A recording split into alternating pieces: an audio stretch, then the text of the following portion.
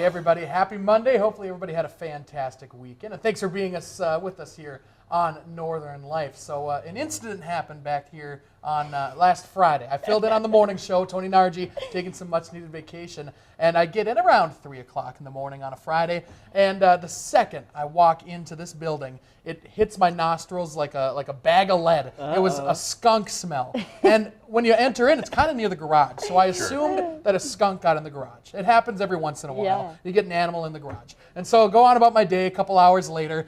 Come to find out, director Bobby, who has so many stories that he can tell you and that we can tell you about Bobby, he bikes to work at 2, 3 in the morning, something like that, got sprayed by a skunk on his way to work. This guy. So there he is right in the middle. He's got his bag of clothes. He said that the skunk nicked him. He didn't really get like his skin or anything, mainly his clothes. So he went home and he changed and he's got a bag of, but I'm serious, the entire studio, the entire newsroom, upstairs, a little hint of skunk everywhere. And it was rough. So hopefully he's figured it out by now, but man, that was rough. How do you get skunk smell off a human? You hear about like dogs bathing in tomato juice. Yes. Is that true for a human? I don't know. I've heard also vodka has been a thing that people do. Yeah, they put vodka in their clothing and that apparently gets it out, but I hope he's doing better this morning. I hope so too. That's a rough Friday. Yes! So, I haven't smelled it yet around the studio or the station, so my microphone might not even be on. Oh no, Ryan, that's not good. Hello? Oh no. Check. There he is. Check. Okay. There we go. He's happy Monday to you. He's back in, baby. I haven't smelled it yet. My mic's not on. Let's get this show going. Let's do it. Coming up on today's show, an awesome conversation with longtime brewer and owner of Hoops Brewing, Dave Hoops. We'll be talking about 25 years of making beer here in the Twin Ports, as well as his upcoming trip to Indianapolis coming up to judge in the World Beer Cup. Wow, that is cool. Excited to learn more about that. And we know dogs can sense our emotions, right? But did you know they can actually smell them too? In Burnsville, Minnesota, Duke is a first-of-its-kind canine in the state, helping to sniff out stress. The 2-year-old lab is a critical incident response dog with the city's police department, specifically trained to detect cortisol in people. His sergeant says he will basically walk into a room and he'll sniff everybody who's in there, and then he will zero in on the person who's the most stressed. Aww. And he tries to get somebody to sit down and pet him, and hopefully that relieves a little bit of that person's stress. Yeah. Pet sweet Duke there. He is very, very cute. What an interesting thing. I didn't realize that dogs could sniff stress like that. Yeah. I've heard that, like they can tell when you're, tense, maybe? Yeah, tense. Sure. But I guess I didn't realize they were sniffing it. Weird. Yeah. How do you even sniff an emotion? That makes no sense to me. But animals are just absolutely amazing, especially dogs. I've said often, we don't deserve dogs. Right. I mean, my gosh, they're the best animals on the planet. Yeah. Certainly are. I don't need a dog to smell a skunk, though. I'll tell you that much. Yeah, definitely not. I don't know if Harry can smell my stress, but he definitely relieves my stress. Petting such a fluffy boy, it's very nice. Yeah, he's a big bunny. Yeah. Happy belated Easter to the folks out there. Here in Minnesota, a great ending for a miniature horse, a 3-legged animal fitted with a custom prosthetic leg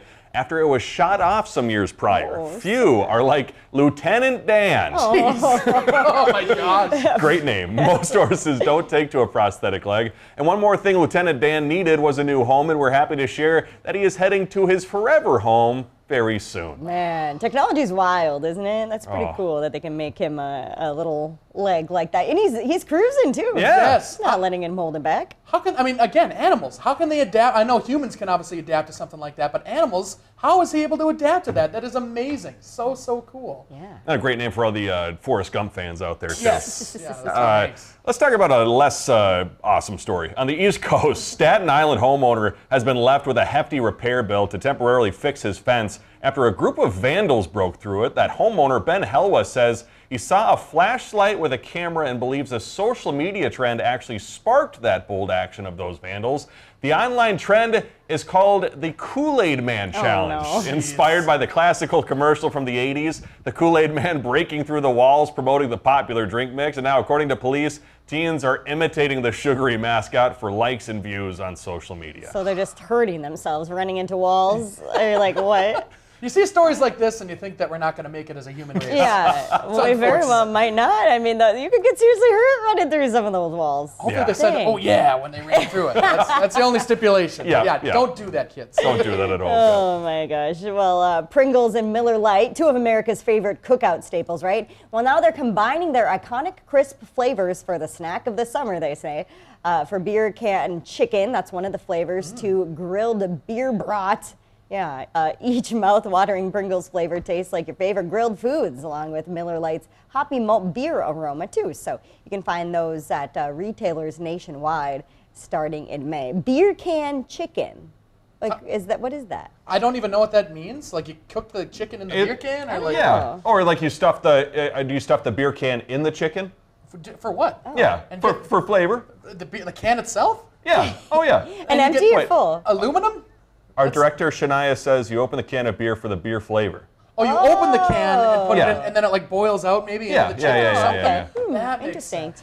I'll tell you what, I have not met a Pringle flavor that I can't just down in one sitting. True. So I bet those are both very good. Oh man, be good. they're gonna be gone Yes. in May. How cute is this? The University of Madison campus in Wisconsin being filled with sunshine stuffies created by one of the Badger students there. Emily, that student, has been a graphic design intern for Wisconsin Union since her freshman year, and she says art has always been her thing. She's going to graduate this year, so big congrats to Emily, but she wants Ray here, that's the name of the stuffy, to keep shining for many more students on campus. Looks so soft and cuddly. and Right? Very obviously would bring you joy. That's very nice. I would grab one of those, take a little nap in the library or Oh, something. there we go. Yeah. On the sidewalk, on the park bench, perhaps. Yeah. There's Briggs with their stuffy again. Yeah, I'm Ray. trying to remember the wildest place I ever took a nap in college. Right? Yeah. Oh, weird. I Yeah. had like a third floor somewhere in the back. Sure. Yeah. A bathroom or something, maybe. The bathroom. Maybe not. Coming up, Dave Hoops is here in studio talking about our amazing beer community and his decades of work to make it.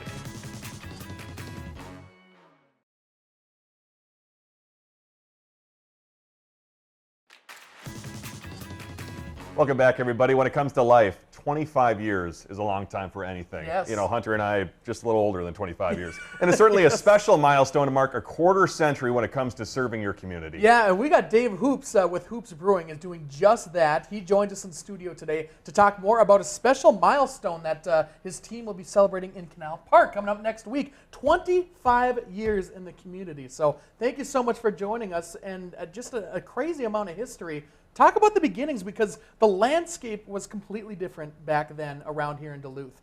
Did it take a while to become accepted in this area? Oh yeah, and thanks for having me, guys. It's, Yes. You know, it is really fun to reflect back on what it was like in the beginning. And, you know, I've mentioned more than once I moved here at Christmas '99 and took over the Fitger's Brew House January 1st, 2000, Y2K. And yeah, it was a very different atmosphere. You know, macro brewing kind of ruled the roost, and coming in and making West Coast style hoppy character-filled beers was a little bit of a learning curve there, but we ended up being heavily embraced. The brew house became a real force and kind of a culture definer between the music and everything else that happened there. So I was really fortunate to be able to get in the beginning like that. It's so cool, Dave, to see, obviously, Duluth, now known as a craft beer capital, if you will, in Minnesota. So cool to see you had this great article, column in the Duluth News Tribune talking about when you first arrived, you knew how to make those West Coast style beers, and you brought them into a place that only kind of knew light beer in a way. It's got to be cool to see, you know, how the landscape and the styles of beer have changed here in the city. It's wonderful. I was really fortunate to be trained by kind of the originators of the craft beer industry. I call them the fifth generations. I'm the fourth at this point. And so I had a great backbone, but coming here and making those beers, it was just natural for me. I didn't have any special talent, or I wasn't some kind of wizard or whatever. I was doing what I knew. But the embracing of these styles was remarkable. We did have some complaining. I give a lot of credit to the owners of the brew house, Tim Nelson, Rod Raymond, because they stood fast and were like, okay, try our golden. You might like it. And over time, we developed many, many recipes there, me and my team, that whereas like, you know, I still live something for everybody is pretty more or less my mantra, even at Hoops. Like, if you don't like something, we'll have something for you. I love that. Hey, you know, what's cool about this, just looking from the outside, obviously there's competition, but it seems like it's a sense of community with all the different breweries. Is it more of a community versus a competitive kind of market in this area? 100%. We're all competing for dollars, but that's every business. We're good friends, and we have an unbelievable background where over 30 brewers worked with me at the brew house alongside me, and many of these young men and women are still in the industry. A lot of them are running the other breweries locally, and we're much tighter than, say, the Minneapolis community. No offense to them, it's just that there's 190 breweries down there. Sure. Right. There's 12 here. So yeah, we know each other, and I think that we help each other all we can. Yeah. On that DNT column too, I was correct me if I'm wrong, but I saw that you have a friend who always talks about how great Duluth's beers are when she goes back home. It's got to be cool to bring Duluth's beer status to what it is today. Well, and she's from Colorado, and she used to work here in Duluth, and the fact that she was highlighting the fact that a lot of breweries out there especially will highlight 8 IPAs or something like that, which has been a bit of a trend.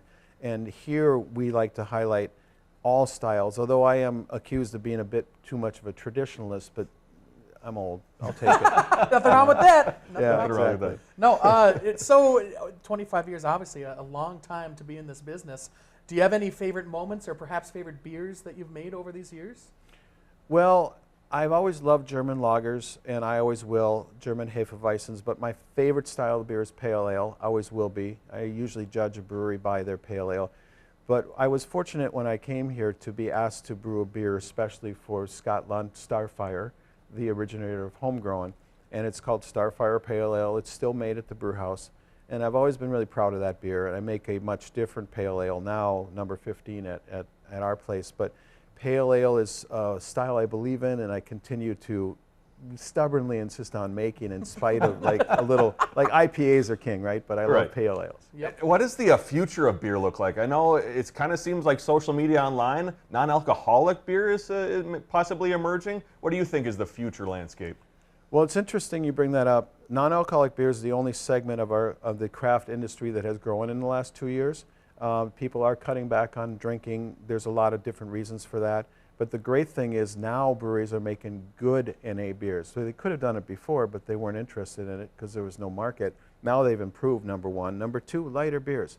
A lot of breweries, including those of us in town, are making a couple versions of lighter opportunity, like anywhere from 3% to 4.5% alcohol, which fits in a little bit with the lifestyle that people are adapting a little bit, although there'll always be big hoppy beers. Sure. But lighter beers and NA beers are kind of the rage right now. Makes sense. Well, hey, Hoops Big Party coming up on the 23rd evening down here in Canal Park. You're going to want to stop by, grab a beer or two, enjoy a few giveaways as well. And for the rest of the month, their merch is 25% off. We're going to chat more with Dave when we come back after the break. Thanks for being with us here on Northern Live.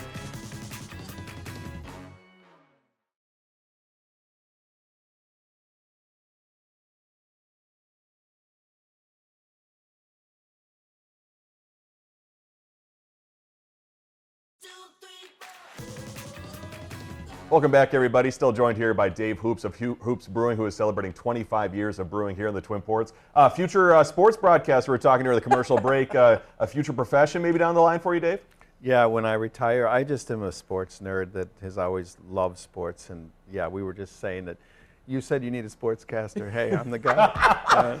Come on board. It's right across the street. You might as well. Tonight at 10. Yeah, exactly. Yeah. Look out for Dave, everybody. But another thing that Dave's doing, Dave is a world beer judge. You're going to be judging at the World Beer Cup. Is it in Indianapolis? Is that correct?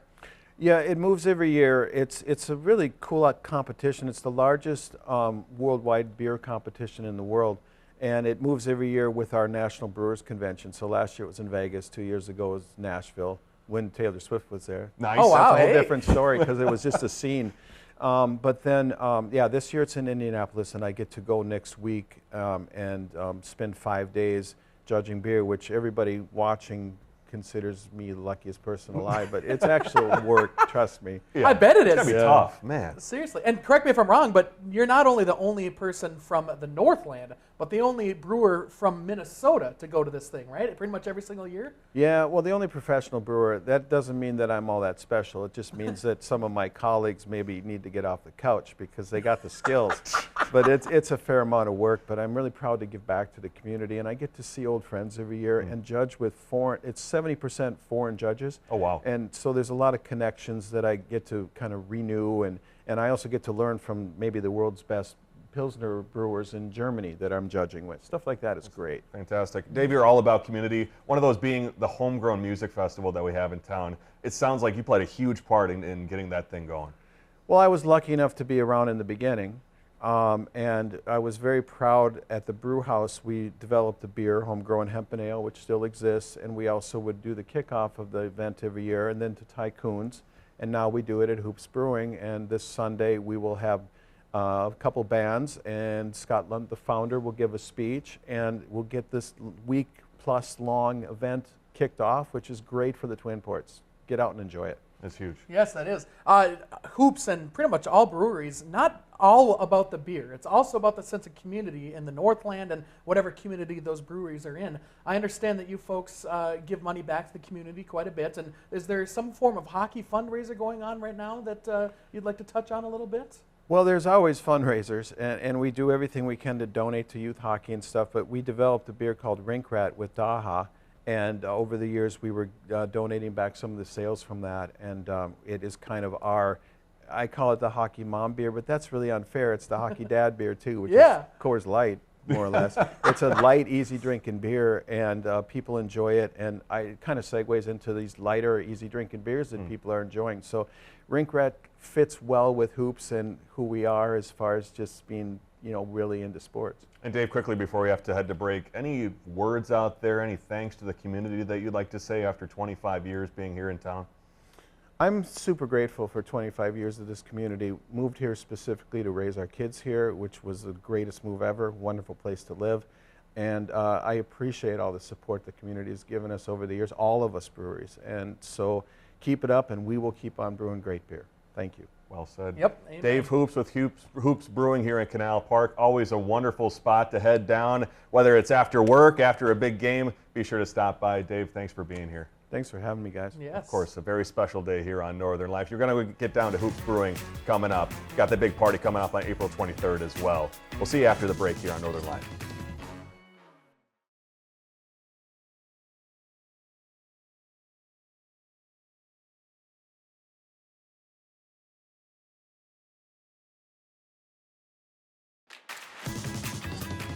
Welcome back, everybody. Coming up tomorrow here on Northern Life, we're going to have our blindfold, taking Tony to a local blacksmith, which was super fun. I did not know much about blacksmiths. No, I had no we idea learned the a whole lot. process of how it worked, and Tony really got to get down and dirty with it, so that was cool. Yeah. And we're going to have Christy Stokes in studio, too, to talk about Get Downtown Week, which started today. We're also going to touch on a new look for this year's Sidewalk Days and the lineup ahead for movies in the park this summer, too. A lot to good films they are Is that- releasing. Is it officially out, the lineup? Yeah, I know. Wicked is one of them. Wicked's the big one. Also, Christy announcing a big thing for Sidewalk Days. New name. Yeah, very big announcement. cool. She's changing her name? No. Oh, okay. Well, I didn't ask her that. Okay. I'm not sure. Well, yeah, okay. Before we go today, while most 10-year-olds are in elementary school today, a California 10-year-old is preparing to graduate from college this year. Alyssa Perales learned to read at just 2 years old, started doing algebra at 5, and began classes at college when she was only 8. Now she's just 1 month away from graduating that 2-year college, and as for those next steps, she's waiting to hear if she's been accepted to Stanford University, Oh, like for most sure. 10-year-olds wait for. Yeah. Obviously, yeah. Right. Can Classic. you imagine being that kid's parent? Oh, they must be so Oh. proud. So Oh my gosh, proud. watch her Amazing. graduate from Stanford would be cool. Yeah. Thanks for joining us today. We love you. We'll see you here tomorrow. Have a great rest of your Monday. Find some time to throw a line or just head outside to unwind. That's the life in the great North Woods. Hike or bike, whatever you like. Get out in the day, enjoy the night. Yeah, we got the life in the great North Woods. Yeah, we got the life in the great North Woods. Yeah, this is Northern Light.